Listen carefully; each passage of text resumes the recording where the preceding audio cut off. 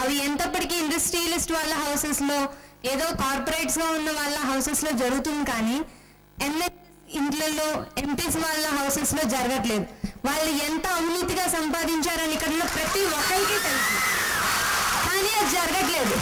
దాని మీద కమిషన్ వేసి ఏసీపీ దాడులు వాళ్ళ ఇళ్లలో కూడా జరగాలి అంటే అధికారంలోకి రావాల్సిన పార్టీ లోక్సభ పార్టీ.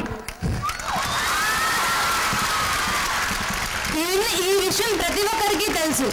జయప్రకాష్ నారాయణ గారు నీతి పరులు, నిజాయితీ పరులను ప్రతి ఒక్కరికి తెలుసు, కానీ ఓటు ఎంతమంది వేస్తున్నారు?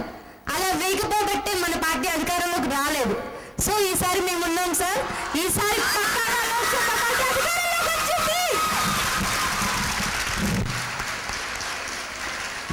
ఖచ్చితంగా ఆ రోజు వస్తుంది త్వరలోనే. ఎందుకంటే సమాజం ఎల్లకాలం ఒకే రకంగా ఉండదు. మనకు నిరాశ, నాకు మిమ్మల్ని చూస్తే నిరాశ ఏమాత్రం లేదు.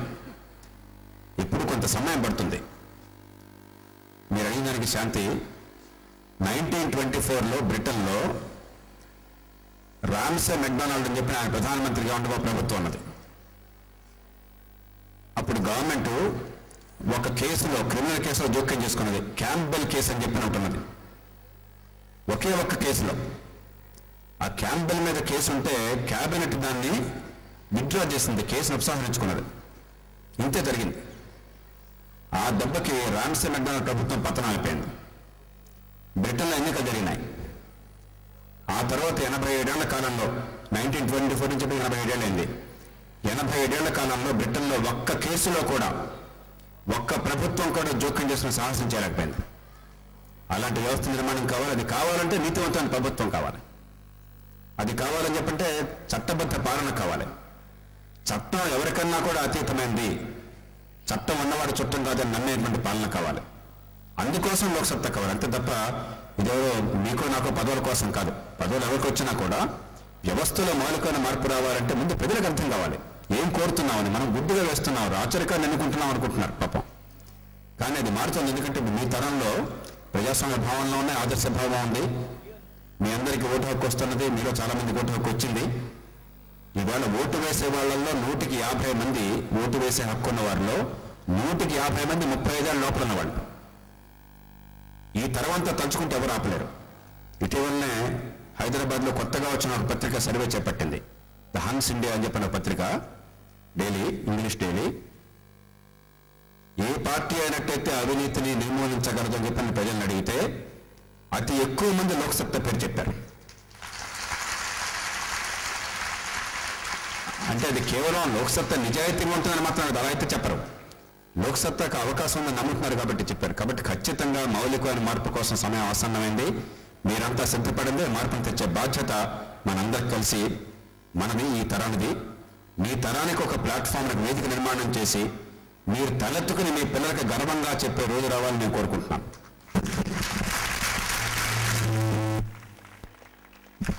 Good evening sir, my name is అర్చన.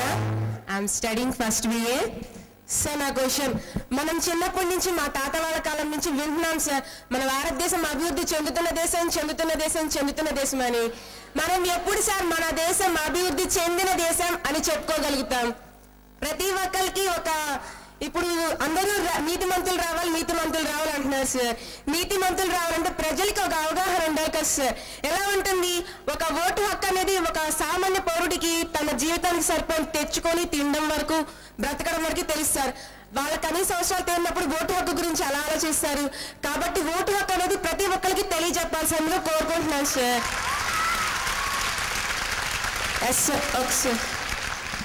అంతేకాకుండా వచ్చే వాళ్ళందరూ ఎంతసేపు మేము కొంతకాలమే ఉంటాం, ఎంతసేపు 5 ఏళ్ళ పాటు పరిపాలిస్తారు. కాబట్టి ఆ సంఘం ఆ రాజ్యం కాకపోతే ఈ పార్టీనో ఆ పార్టీనో ఎవరో ఒకరికి, వాళ్ళు కాకపోతే వీళ్ళని, వీళ్ళు కాకపోతే వాళ్ళని ఎన్నుకోవడం సరిపోతుంది. కానీ ఎవరు అని ఆలోచించే అంత అవగాహన ప్రజలకి కల్పించట్లేదు సార్. ఎవరు?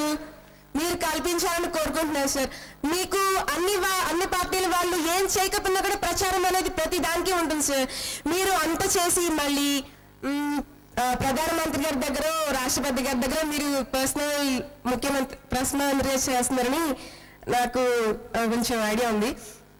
Congratulations sir. దానికి మీరు అంత చేసి కూడా మీరు ఇంకా ప్రచారంగా మీరు మంచి విషయాలు ఎక్కువగా ప్రచారం చేస్తే ప్రజలకు తెలియచేస్తే ఇవాళ మనకి చాలా ఆపర్చునిటీస్ ఉన్నాయి. వాటి వల్ల ప్రజలకు తెలియచేయడం వల్ల మంచి అనేది ఇక్కడ ఉంది. ఒకటి మేము రికగ్నైజ్ చేసాం. మాకెవరికి ప్రజలకి మంచి తెలియకపోతే వాళ్ళు మంచిని ఎన్నుకోలేకపోతుంది సార్. మంచి తెలిస్తే ఖచ్చితంగా మిమ్మల్ని ఎన్నుకోవడం ఖాయం సార్. అందువల్ల ఎక్కువగా ప్రచారం చేయాలని, మళ్ళీ ప్రజలకు అసలు ఓటు హక్కు గురించి తెలియచెప్పాలని, వాళ్ళ కనీస అవసరాలు తీర్చి మంచి విద్యని వాళ్ళకి వైద్యాన్ని అందించాలని కోరుకుంటున్నాను సార్. Thank you sir. ఒకటి ప్రచారం కావాలి అంటే మనం చెప్పుకుంటే వచ్చేది ప్రచారం కాజాలదు, అది ఆడంబరం అవుతుంది. నిజంగా మనం చేసేది బలమైంది, నిజాయితీ అయితే కొంచెం ఆలస్యమైనా కూడా జనంలోకి నిజాయితీగా వెళ్ళాలి. మీలాంటి వాళ్ళు 10 మంది అర్థం చేసుకుని ప్రజల్లో చైతన్యం కావాలి తప్ప వాగాడంబరం అనేది విజ్ఞులు చేసే పని కాదు. నేను కూడా చాలా అరుదుగా ఎప్పుడన్నా చేసిన పని చెప్తాను తప్ప అది గౌరవప్రదమైంది కాదు. మన కోసం మనం చేస్తుంటే, మన దేశం కోసం మనం చేస్తుంటే మనం చెప్పుకునేది ఏమిటి? కానీ ఖచ్చితంగా మంచికి చెడుకి మధ్య తేడా ప్రజలకు అర్థం కావాలి. అది మీ వలన జరగాలి. రెండోది, నిరాశకి తావులేదు. మీరంతా కూడా చాలా బలంగా మనసు వదిలిపెట్టుకోండి. నిరాశకి తావు లేనే లేదు. ఇవాళ దేశం ఎన్ని లోపాలున్నా కూడా చాలా వేగంగా మార్పులు వస్తున్నాయి. యువతరంలో ఆశ తొలికసలాడుతున్నది. ఆర్థికంగా చాలా వేగంగా ఎదుగుతున్నాం. గతంలో ఊహించినవన్నీ మనకు అందుబాటులోకి వస్తున్నాయి. వచ్చే తరం ఖచ్చితంగా ప్రపంచంలో చైనాది, భారతదేశాంది. మీరంతా కూడా, మా తరం అంతా చాలా ఆత్మజ్ఞానంతో పెరిగింది. ఎందుకంటే స్వతంత్రం వచ్చిన కొద్ది రోజుల్లో మేము పుట్టాం. స్వతంత్రం వచ్చాక 10 ఏళ్ళకి పుట్టినవాడిని నేను. కాబట్టి మా అందరికీ ఇంకా పరాయి వాళ్ళ దాస్యంలో ఉన్నాం. తెల్లవాళ్ళంటే గొప్పవాళ్ళు, మన సంస్కృతి తక్కువ, మనందరం వాళ్ళకంటే తక్కువ అని చెప్పి నా భావం మా నరలో జీర్ణించిపోయింది. కానీ మీ తరంలో అట్లా లేదు. మీరు తలెత్తుకుని ధీమాగా బతికేటువంటి తరం మీది. ప్రపంచంలో ఎవరితోనా పోటీ పడగలం, ఎవరికి మనం తీసిపోవడం చెప్పి నమ్మకం అన్న తరం మీది. మీరంతా కూడా మాకంటే పొడుగాటు వాళ్ళు. ఎందుకంటే మా భుజాల మీద ఉంచున్నారు. మేము నేర్చుకున్నంత మీకు తెలుసు. మాకంటే మీరు 1 మిల్లీమీటర్ ఎక్కువ నేర్చుకున్నా కూడా మీరు మాకంటే ఎక్కువ పొడుగున్నట్లు లెక్క. ప్రతి తరం కూడా అంతకుముందు తరం కంటే గొప్పది. మీకు అద్భుతమైన అవకాశం ఉన్నది. అంచేత దేశం కొల్లిపోతుంది అనుకోకపోతే చాలా మంది చెప్తుంటారు. అధికారం లేనివాడు ప్రతివాడు కూడా దేశం కొల్లిపోతుందంట. నేను ఆ మాట ఎప్పుడు చెప్పను. దేశంలో జరగవలసింది జరగడం లేదు. ఇంతకంటే వేగంగా మంచి జరగచ్చు. అది తప్ప నిన్నటికంటే దేశం వాడు చెడిపోయిందని చెప్పంటే చాలా పొరపాటు అవుతుంది. ఇంతకుముందే మీకు చెప్పాను, 15 ఏళ్ల క్రితం టెలిఫోన్లు అంటే మాకు చాలా అసాధ్యంగా ఉండేది. మేము నేషనల్ హైవేస్ అనేవి ఇలాంటివి చూడాలి. ఈ 15 ఏళ్ళలో నేషనల్ హైవేస్ వచ్చినాయి. కాబట్టి దేశంలో అభివృద్ధి లేదనుకోవడం చాలా పొరపాటు. కానీ ఇంతకంటే వేగంగా అభివృద్ధి చేయొచ్చు. ఇంతకంటే అందరికీ న్యాయాన్ని అందించవచ్చు. ఖచ్చితంగా మనం ఒక తరం కాలం కష్టపడితే 2039 నాటికి, నేను ఒక ముహూర్తం కూడా చెప్తాను, 25 ఏళ్లకి ప్రపంచంలో 2 గొప్ప దేశాల్లో భారతదేశం ఆర్థికంగా ఉండి తీరుతుంది. మనం మరీ తప్పులు చేస్తే తప్ప ఎవ్వరికి తల వంచుకునే అవసరం లేకుండా మీ తరం తలెత్తుకు బతుకుతుంది. కానీ దానికి దేవుడా అని చెప్పిన గాల్లో దీపం పెడితే జరగదు. ఇది ఎలాంటి దేశం కావాలో అర్థం చేసుకుని దానికోసం నిరంతరం పోరాడితే మనకున్న ప్రతిభని, పరిజ్ఞానాన్ని, అనుభవాన్ని, అవగాహనని పణంగా పెట్టి దాన్ని లేవర్గా, ఈ తులాదండంగా మార్చి మనం కోరుకునేటువంటి మార్పు కోసం నిరంతరం శ్రమిస్తే అప్పుడు ఖచ్చితంగా జరుగుతుంది. మనం చేస్తున్న పోరాటం ప్రస్తుతం అది మాత్రమే. Good evening sir.